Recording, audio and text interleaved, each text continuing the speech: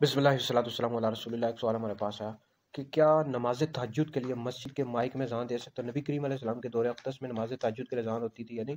دیکھیں، نبی کریم علیہ الصلوۃ والسلام کے دور اقدس میں نماز تہجد کے لیے اذان ہوتی تھی یا نہیں، اس میں اختلاف ہے، ٹھیک ہے جی۔ اگر ہوتی بھی تھی تو آج کل کا جو دور ہے اس میں جو مسجد کے اندر مائک لگے ہوتے ہیں، لاؤڈ اسپیکر کا دور ہے، تو اس وقت یہ معاملہ تو نہیں تھا۔ تو اور دوسری بات یہ ہے کہ ہمارا جو دین اسلام ہے لوگوں کو تکلیف پہنچانے سے منع کرتا ہے۔ اب نماز تہجد کے لیے اگر مائک میں اذان دی جائے گی تو بوڑھے بھی، مریض بھی ہوتے ہیں، بچے بھی ہوتے ہیں، تو اس میں بہت زیادہ مشقت بھی ہے، مسلمانوں کو تکلیف پہنچانے والی بات ہے۔ تو حضور علیہ السلام کے دور اقدس میں اگر اذان ہوتی بھی تھی تو مائک وغیرہ تو نہیں تھے، اس میں یہ معاملہ ہی نہیں تھا، اور نہ اس طرح کو تکلیف پہنچانے والا مسئلہ تھا۔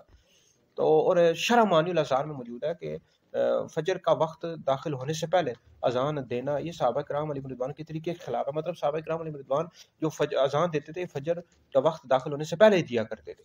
اور فتاوی علمگیری میں بھی یہ ہے کہ 5 نمازوں کے لیے اور اس جمعے کے لیے اذان دی جائے گی، باقی وطر کے لیے بھی اذان نہیں ہے، اس طرح دیکھیں عیدین کے لیے بھی اذان نہیں ہے، تراویح کے لیے بھی اذان نہیں ہے، نماز تہجد کے لیے بھی اذان نہیں ہے۔ حضور علیہ السلام کے دور اقدس میں اذان جو دی جاتی تھی وہ اس وقت مائک تھے نہیں، آج کل دی جائے گی، لوگوں کو مشقت بھی ہوگی، تکلیف بھی ہوگی، لہٰذا آج کل کے دور میں نماز تہجد کے لیے مائک میں اذان نہیں دے سکتے بھائی، یہ تکلیف ہوگی لوگوں کو۔